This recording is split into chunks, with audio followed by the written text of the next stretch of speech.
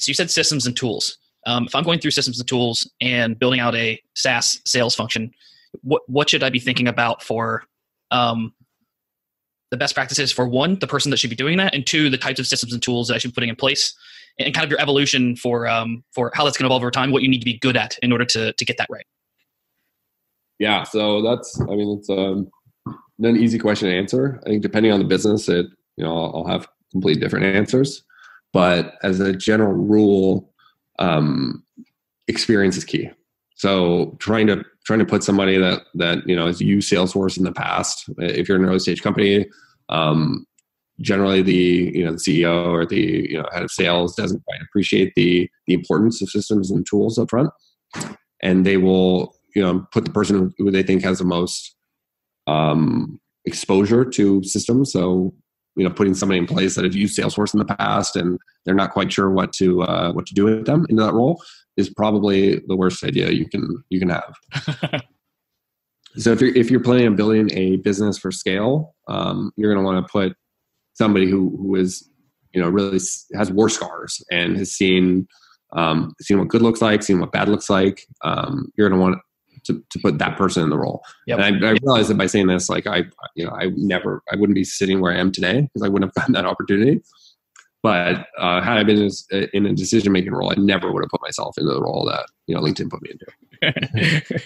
That makes sense. And what are some of the things that both LinkedIn and Zenefits are really good at from a systems and tools perspective? And maybe you can give a couple of examples.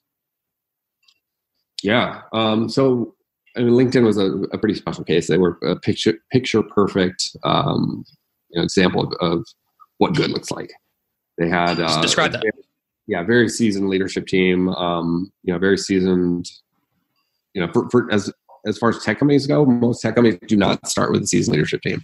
Right. If you look at the folks that were in charge of making decisions at the time at LinkedIn, at the very beginning of its hypergrowth, like all those guys knew exactly what the fuck they were doing. Right.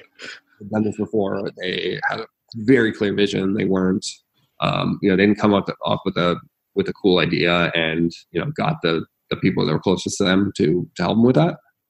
They were very thoughtful about how they put that leadership team together and scaled the company and really came up with that idea. They're true disruptors.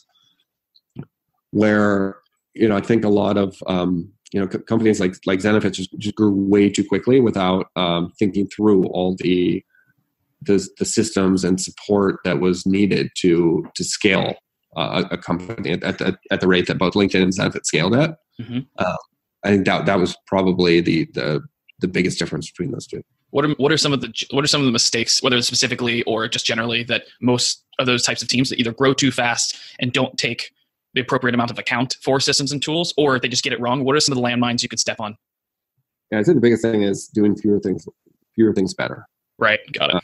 That was something that LinkedIn has kind of printed on me, is don't get distracted by all the shiny stuff along the way and focus on the things that are really going to be core. And if you can't nail those things, don't do anything else.